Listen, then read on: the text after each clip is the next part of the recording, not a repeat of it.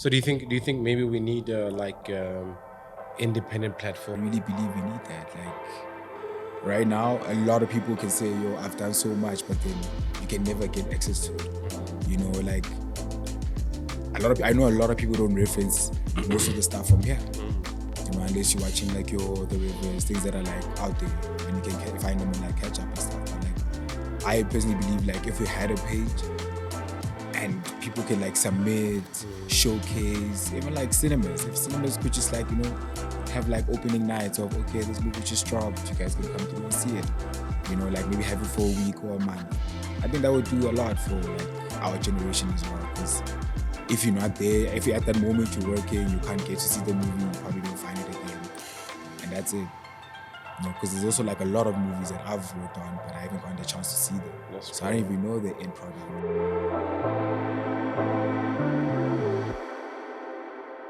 Hello, everyone. Welcome to another exciting episode of the Film Biz Show, the only podcast where we delve into industry professionals' minds to get their insights on the current landscape of the film and television business, both in South Africa and internationally. Please subscribe, like, comment, and turn on the notification button so you are aware of our future episodes that you will love so much. Now, today we're stepping into the world of lighting, camera work, and creative direction with a self-taught artist who fell in love with photography and later learned how to light and shoot for films and TV shows. Now, with 7 years experience, he's worked on projects such as Thapelo Mvubu and Valentino Piccoli's Vogue shoot, to a Superbalist ad with Daliwonga, to working on a web series called Love, and working alongside and with Mazi, who we had a few weeks ago, on My Mother Loves My Father, and That Makes Me Sad. He's done it all. Everyone, please welcome Thapelo Mvubu. Or some may know him as Pillow the Artist. So welcome, brother. Yeah, man. All good, man. Self-taught. Self-taught. How does that happen in such a technical craft? How did it come about? So in grade 11, well, grade 10, I actually fell in love with photography. So when I touched my first cameras. So yeah, from there, I just knew that, you know what, I want to tell stories. There's actually so much that needs to be said that I don't really see. So yeah, I hopped onto it, fell in love with film, fell in love with lighting, fell in love with story, the richness of story. So from there, I just, hopped on and made magic, which is my life right now and my journey. From there, I fell in love with people and understanding people's stories. And I really wanted to tell them because I think what's nice about people, well, what's nice about us as people is that communicating really helps us a lot because we get to share our ideas, our issues, our pain, and that thing can really help the next person how to handle their situation, how they go through their pain, and how they can make it out of it. So story really had me, and as soon as I learned how to use a camera, I think that's what I just did. Just told stories from every angle, from every shade, from every angle. I think that's where my heart laid. Yeah, man. According to your observation, when you started interacting with the camera and you started interacting with aesthetics, storytelling, when you saw the people who saw the work, what was the reaction? When you saw, how story affected the people? Yeah, what was going on there? What was your observation of the people's reaction to stories? I think for me it was very new to me because that's where I actually got so much attention because I just thought I could do it in the shadows. Everyone just knew the name Pello, the artist.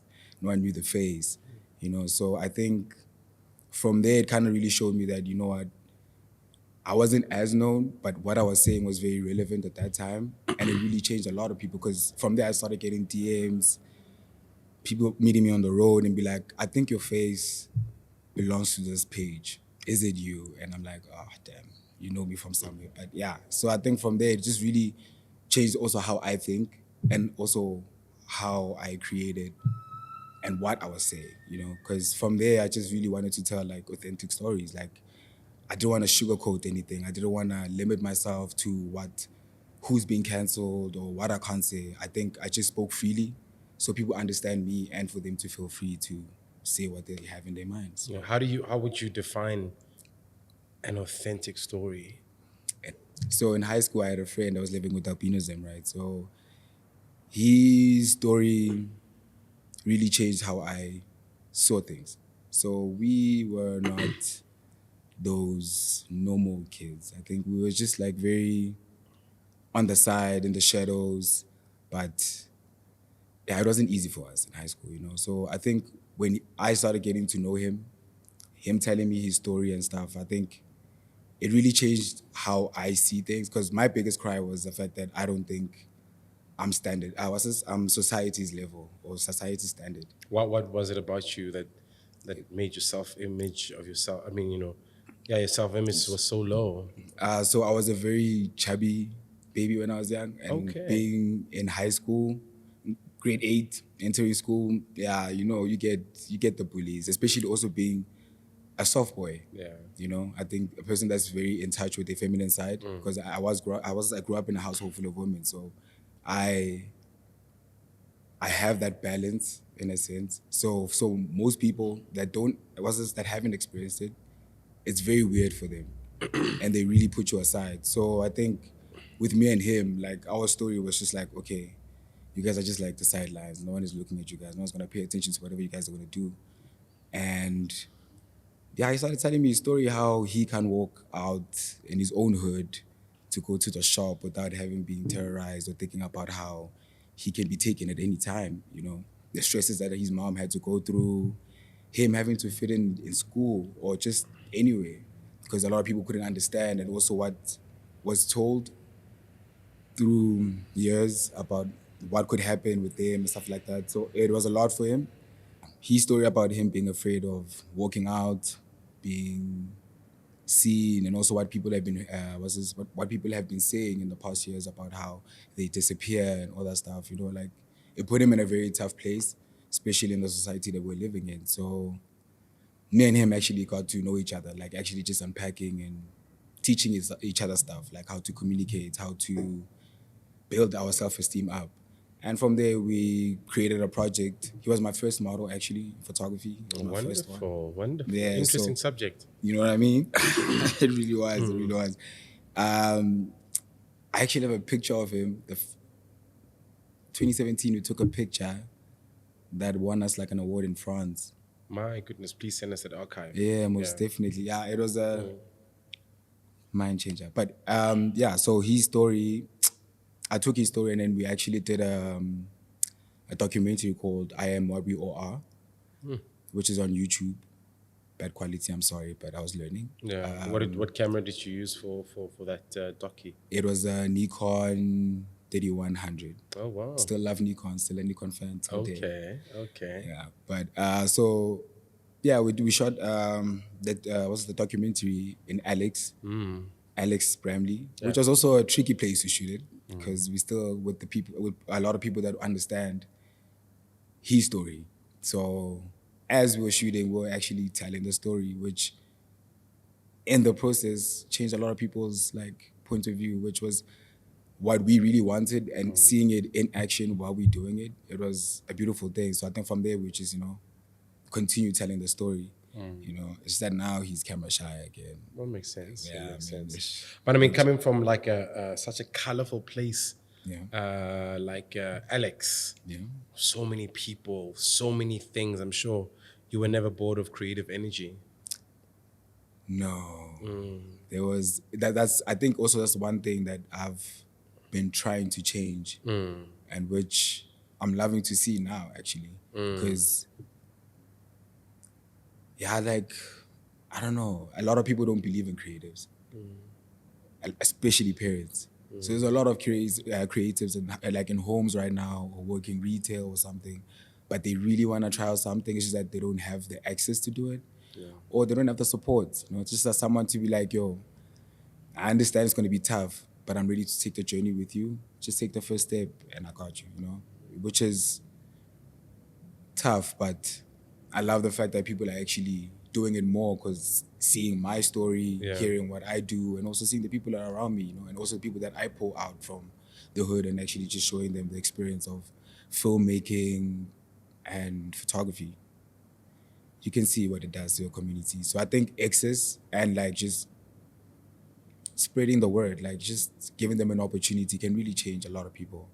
So I'm quite proud of that actually. That's powerful. Yeah. So, I mean, our producer met you while you were working as a gaffer Yeah. on Mzansi Magic Project. And from there, word about you just spread like wildfire. They were like, who's this guy? Yeah. Pilo the artist. This guy's making things happen. But I mean, and it's quite impressive on, a genuine level. I mean, your attention to detail with your craft at such a young age is really impeccable. It's something that people are really have been talking about. But I mean, what is it that kind of, that sense of, that inspired you to teach yourself, to self-learn lighting and camera work? Why didn't you go to school, with all due respect? School.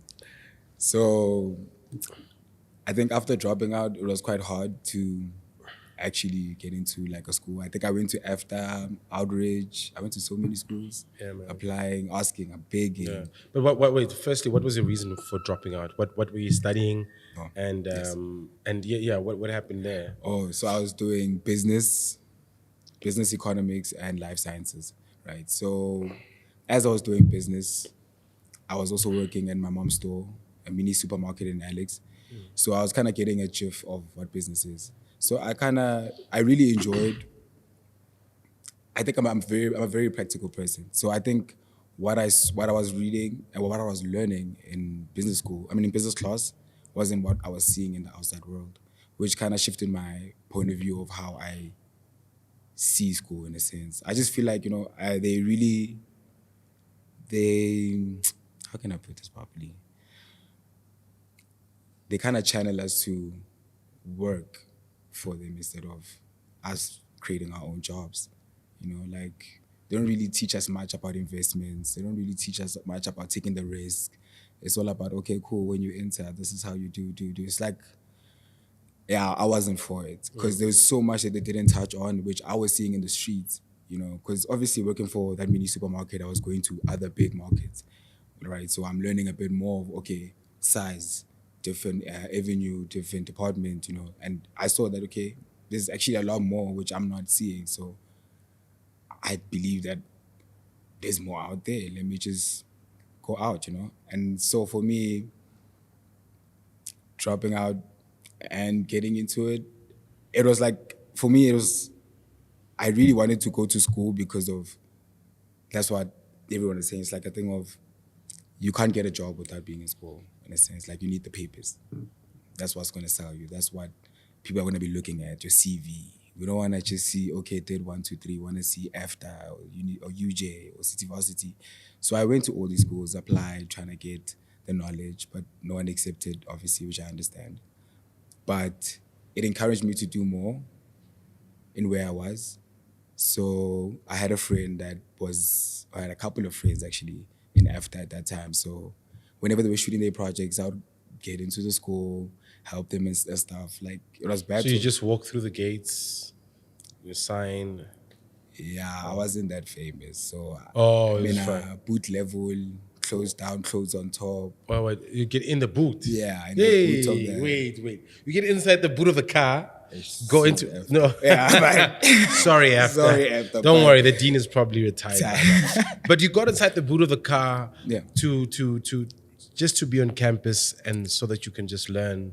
Just to touch. We bamba. Just understand what's okay. If I do this, what happens? That's just amazing, You know what I mean? Because I think as much as you can read a manual and stuff, there's a lot more that you can learn by, I don't want to say by doing mistakes, but by doing mistakes. True. It's through the mistakes. That's where you genuinely, because I think my best mistakes are like what makes people talk about me right now. That's so true. I mean, they always talk about like how Michael Jordan have messed up so many shots, more than everyone else. Yeah. And that's why he's got more shots, more goals. I don't know what they call in basketball than everyone else. You know what I'm saying? And those who make more mistakes and learn from them are able to progress. And clearly that's what happened in your story. Of course.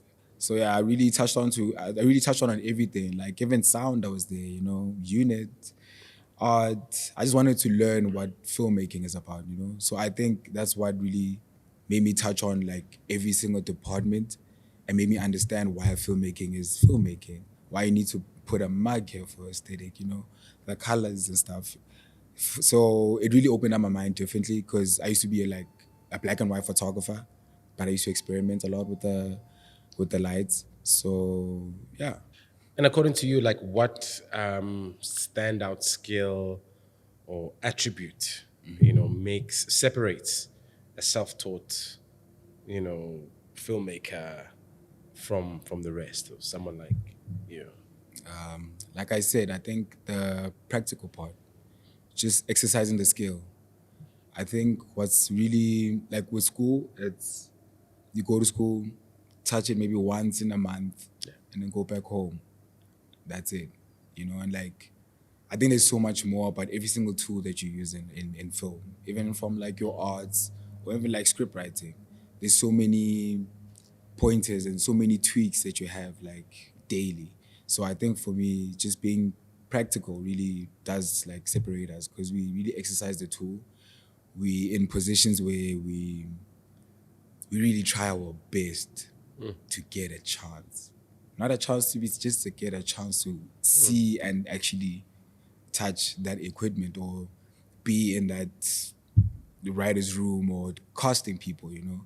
Because for like, I think it's so easy to look at, it's like for casting directors, it's so easy for them to just look at a picture, look at the numbers and be like, ah, this is our guy. But now when you see the self-tapes, when you've been with them and like in studios and stuff like that, where you actually see them express in different ways and you're just like, oh, there's actually so much more about this character which we can use them or can work for the project itself, you know? So yeah, we get to play more, I'd like to say. Yeah, man, I love it. I love it. But then, how do you find a space or people to practice your skills with, especially as a self-taught individual as you yourself? I mean, who you might not have, the peers who are engaging in the similar practices. So, how did you actually get to be a part of that community? I was everywhere. And everywhere is an understatement. My gosh. Yeah, I actually gotta thank my mom for that because she allowed it. Because if it was me, I'd think my kid was on drugs. Because I used to work with music artists, events, shoots, MDs. Like, I would have 4 gigs in a day. Sure. And that time it's a space from 6 to 12. I'm moving in different directions, trying to find a way. So I think it's all about like letting go in a sense. Like the entitlement, where you're from, what you know. When you enter a space, when you meet someone, just be there as umtwana, like be ready to learn. You know, like even if someone's doing something differently, understand why they're doing it. Because of a lot of people in the industry are also like just, we all have our different, I call it, sinengati zethu in a sense, you know, like there's money, there's people slightly above me, and then there's people like around my age as well, you know, and we all learn things differently. And also at that time, we're learning different type of equipment. A lot of man don't know how to use the lights and the cameras that we know how, like we know right now. So it kind of shows that, you know, like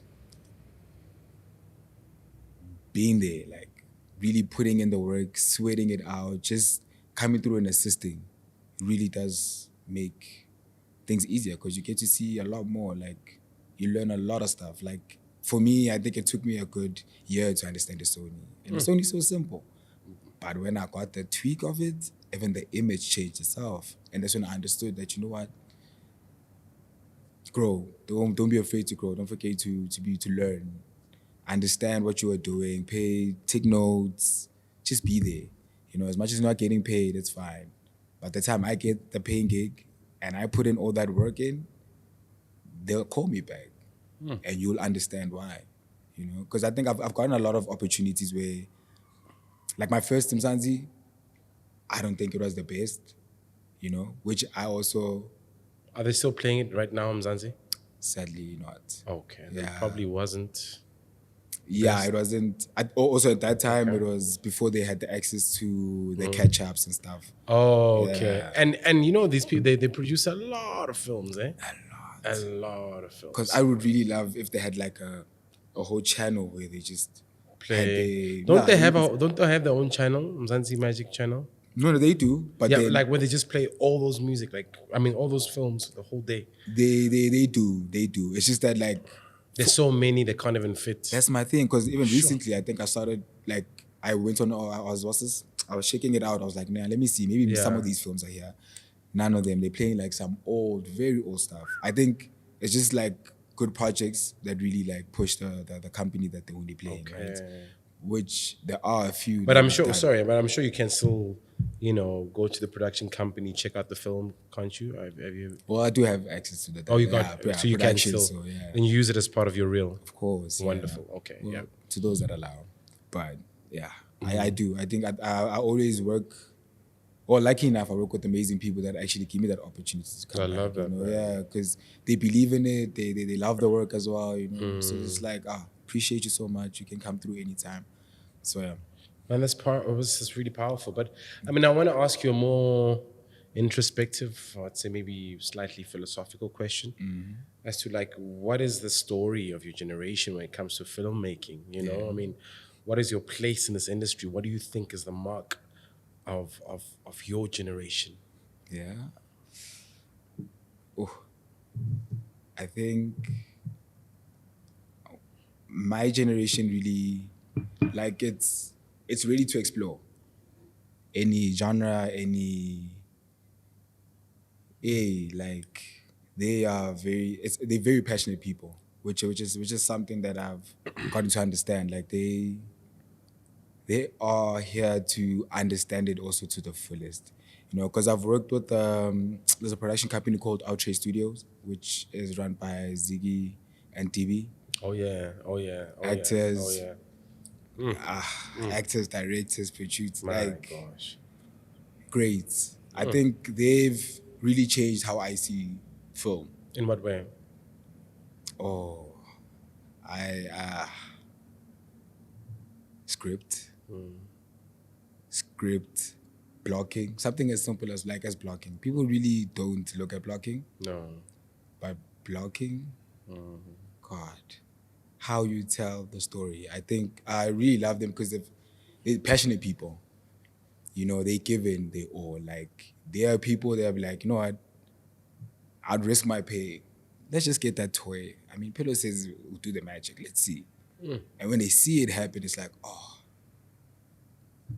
It's worth it. so why? Why haven't I seen anything like this? If it's like right there, we can all use it, we all have access to it. Well, if you have the budget, but like, why aren't people like really experimenting like that? Because I feel like a lot of people also like just limit themselves as well, like as our generation. Like, yes, I understand there's budget and all that, but I don't know. For me, so what we normally do with my team, shitty rigs. I'll see a shot somewhere, like on a film, and be like, how did they get that top shot? They'll be like, when you search on the net, you need to get a slider, combo boom. I'm like, so I don't have none of those. C-stand, knucklehead, base plate.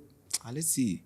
But it's right there, bam, it's happening. You're just like, So it is, like, I mean, as much as it's unsafe and all that, but then you get to try it, you know? Just that trying part, like just understanding, okay, cool.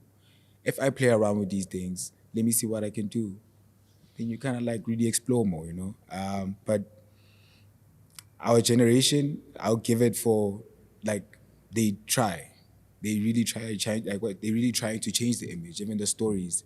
They're not just stuck on the gangsters, you know, like there's a lot more to it. So, I mean, I'm ready to see. It's just that I wish I could say more. It's just that I haven't really seen a lot because of the access.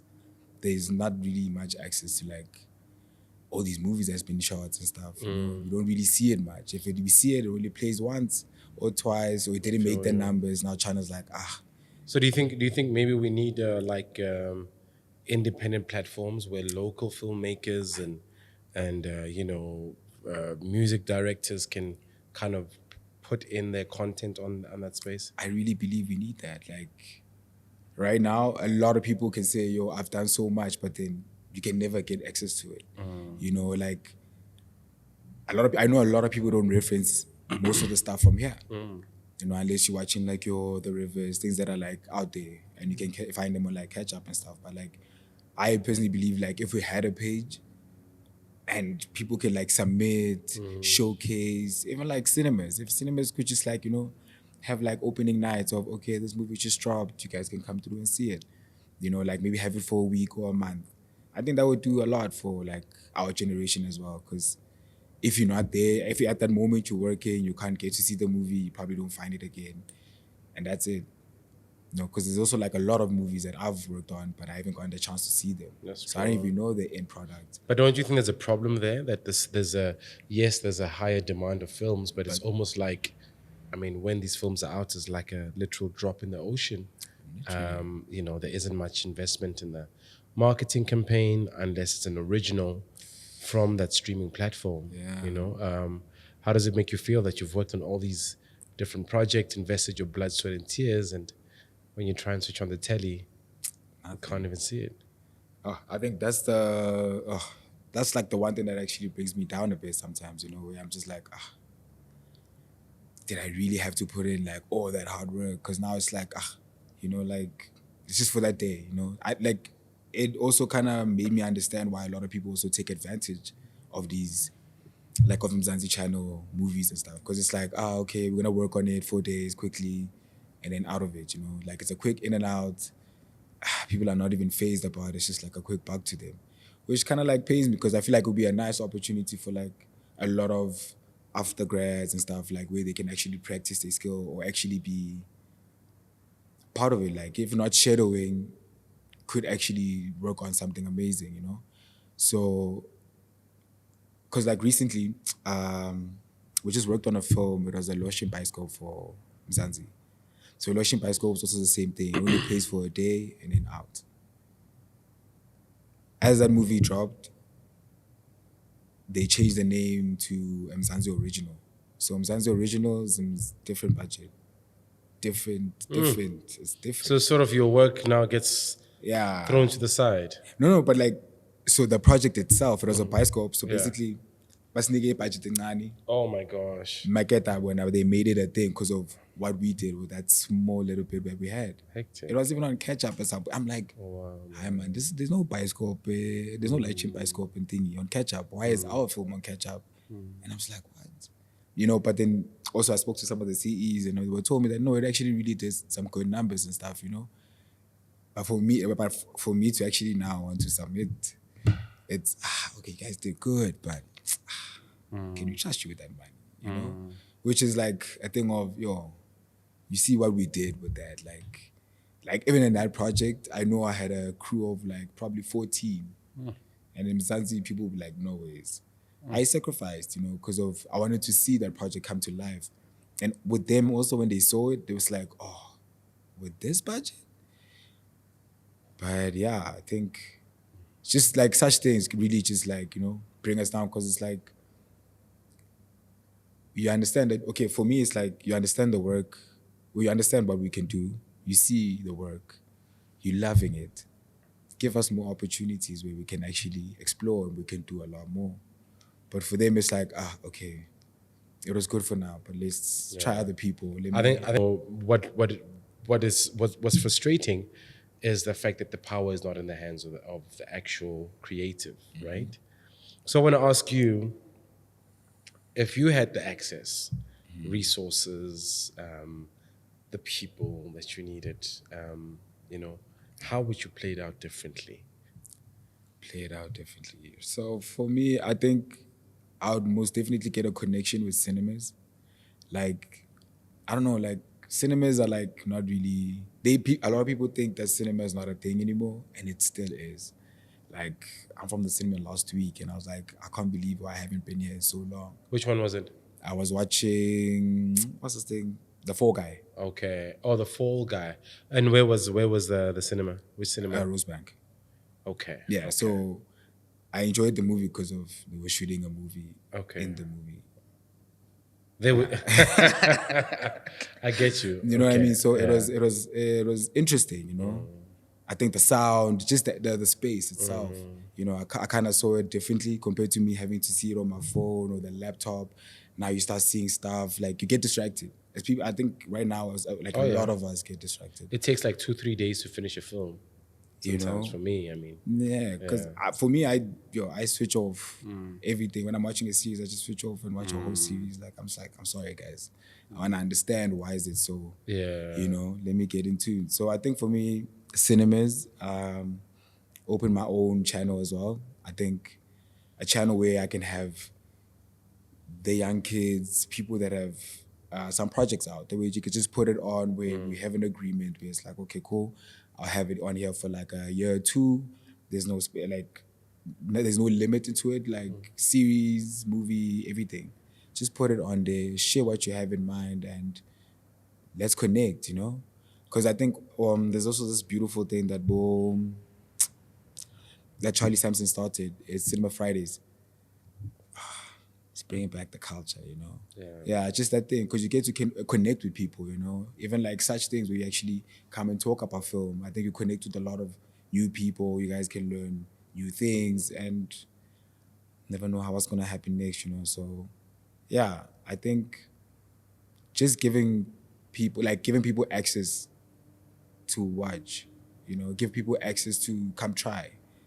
I mean, I don't really have that much access. I mean, I only have access when I get a call for a job, you know what I mean? But if I could get the funding, I'd probably be like, okay, guys, listen, do a whole set with like, you know, your people that are there to shadow teammates. I don't want to call them interns, but teammates, you know, come bring in people, like students, everyone, just come and learn and be part of it. Because I feel like there's so much that happens in film that obviously I understand having a student in the houses, in the production, it might get frustrating, but obviously if you have the people that you depend on and have them on there where you kind of like just show them the loops, it really does a lot, you know? Because a lot of people don't have access and the experience. And it's so hard to be like, yeah, you can only get the job when you have 4 years experience. Like, you know, it's all happy 4 years. You know, like, even if you're shooting for the radio station, it's like, it's not enough. We need more. So, yeah, I think just create a platform. You know, Makes create a a lot of sense. platform. We need that, man. Yeah. Yeah, but I mean, tell me, what are your hopes and personal aspirations for the TV and film industry as a whole? As a whole, the limitations. I understand, like regarding to story and what people want to tell. I understand a lot of people like think differently. We all take things in differently as well, you know. But I think just being in a space where we can all just express how we genuinely feel about certain things and what we want to say, because, yeah, this whole thing of the brands and things you can show and say and not say because of channel and certain things like that, you know, I think it's something that limits a lot of the creativity, like a lot of creative view to one, you know. And yeah, I think that's a big factor for me. And then also discipline, because the money thing is not a thing, because there's money here. It's just that there's no discipline. But like a lot of people, like when they get to see money, it's like, okay, I have this much. I don't have to give Pelo his full rate. Let me just take out 5. It's fine. He'll be okay. I mean, it's an opportunity for him. He's gonna get excited. So let me just do that, you know. I think which is that as well. Kind of like it takes you down as a mundo, because now also people start treating the project the way you see them. They be like, I don't have to now wake up early, do short lists. I'll just get there, place the camera, switch on the lights, we shoot. You know? Yeah, I think just that. Like, if people could just avoid doing it because they know how to, I would they really need to do it because they love it. Because right now I see my life in film.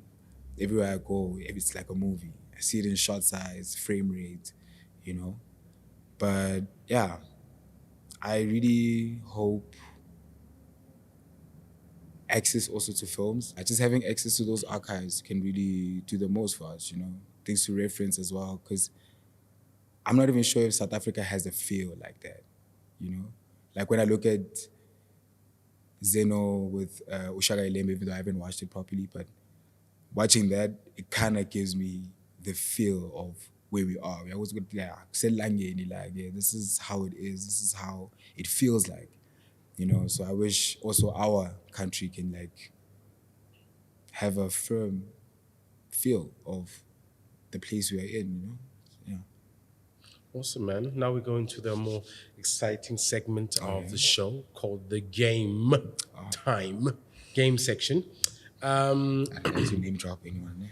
Yeah, it will be. So this one's called Docu, Movie, or Series. Basically, I give you a made-up idea or a scenario. Okay. And then you have to say what you would do with it. Would you make it a documentary? Would you make it a movie? Or would you make it a series? Okay. First one. The United States of Africa becomes a reality. Ooh. Would you make it a docu? Would you make it a movie? Or would you make it a series? It's giving docu. Yeah, it's giving docu. Awesome. Artificial intelligence, AI, becomes human, meaning it actually gains consciousness. Would you make that a docu, movie, or series? A series. Yeah, that would be dope. Yeah. The day Johannesburg CBD collapsed. Oh, series. For real? Series. That's hectic stuff, bro. The day Johannesburg CBD. Imagine all those bloody maggots and Come now they're on. zombies. it would have to Logging, yeah? There would be so much. Do you know actually what happened in Joburg Central when that thing exploded? Oh yeah, You know what that thing was? Yeah. So there's a gas that human beings emit from our waste when we go take the number 2. That gas is called... Someone help me. The gas is called... I remember what the gas is called. But basically, that explosion was... I'm trying to remember it. But anyway, it was the whole gas from the number 2 of the whole of Johannesburg. So there's too much shit happening in Joburg, baby. Yeah, Okay, cool. Trying to remember. I'll find the one. Music is dead. Docu, movie, series. Nice. The return of silent cinema. The return of silent cinema. Movie. Interesting. The flat earthers were right. Ooh, that would be so good. Series. Series. Okay, cool. If Alright, cool. even a docu, eh? I'd make that a docu. Yeah, even For a real. docu. You see here, Yeah. they fall off. Because Not around.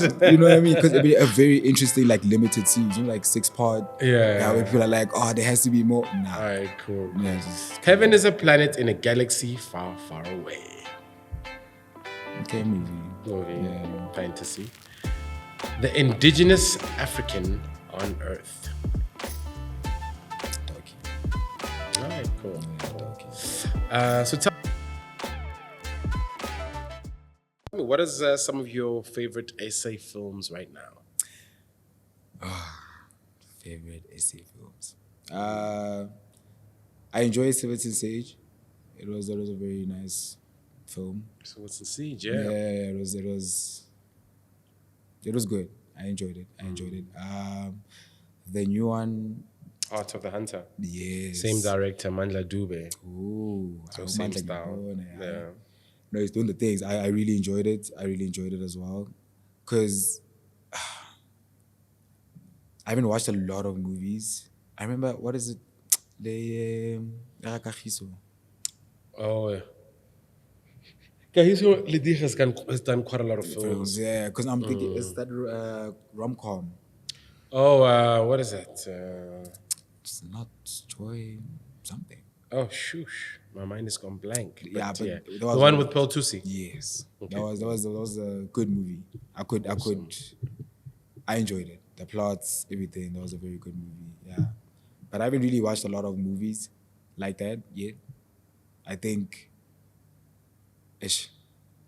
I'm high-key kind of like stuck on this whole thing of reference. You know, because a lot of people send it to me as a reference. I'm like, okay, nah, let me not watch it now. Let me just finish with this project and then I understand.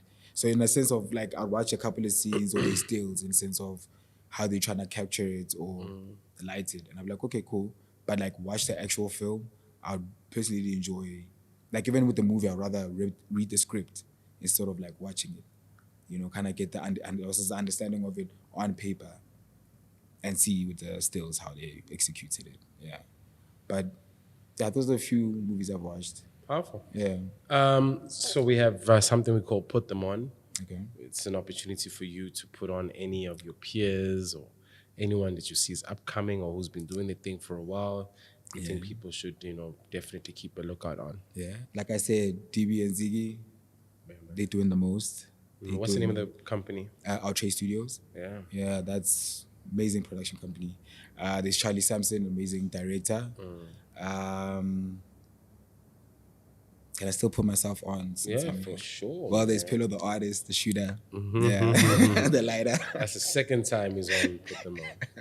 And there's so many people. Like there's Utam Sanga, amazing aspiring director. He's also been working with me. He says I can't, but you really have that heart for the specific. Ulesiho as well, amazing cinematographer. And Lavani, shout out to my girl. She's been doing the most out here. Lavani's doing the most. I think there's a lot of people. Okay. And I know when they see me here, they know themselves. Love it, man. Yeah. Brother, thank you so much. Thank you so much for gracing us with the presence. We got so many insights, and we know that the new generation definitely is hungry, is passionate, and is ready to take over the industry. Of course, always. Being ready. Bless.